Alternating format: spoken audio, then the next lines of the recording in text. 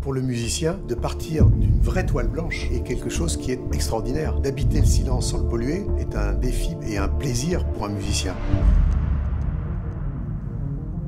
Il y a tout un monde du son qui se crée, qui est très important pour l'identité de la marque, pour l'expérience du client. Renault, c'est une marque qui est dans l'humain, dans le vivant, dans l'empathie. Et donc le son, et c'est là où on s'est rejoint très vite avec Jean-Michel, ça doit être une vision douce et agréable du monde. Pour moi, cette rencontre avec Renault est une très bonne opportunité pour pouvoir justement être différent. On a une manière de penser, on a une manière de créer, et cette vision du monde, elle ne peut exister qu'à partir du moment où on utilise les outils technologiques et notre savoir-faire. Une des choses qui est caractéristique de Jean-Michel, c'est que c'est un grand artiste, mais aussi c'est un grand ingénieur. C'est ça qui m'a convaincu que c'était la bonne personne avec laquelle on devait collaborer. Ce projet est un projet très enthousiasmant parce qu'il permet la rencontre entre le monde des arts et de la création sonore représentée par Jean-Michel Jarre et puis le monde de l'industrie sur des produits de grande consommation, donc qui touchent les utilisateurs à tout niveau, hein, quel qu'ils soient.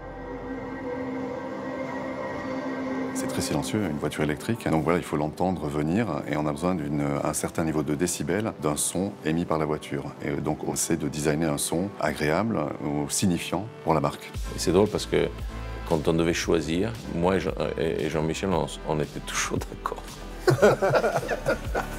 Ce que j'aime beaucoup dans la vision de Luca, que nous partageons, c'est l'idée de on peut toujours améliorer les choses. C'est ça aussi qui, à mon avis, fait l'ADN d'une marque comme Renault. C'est-à-dire que c'est une marque qui a une légitimité à cause de son histoire.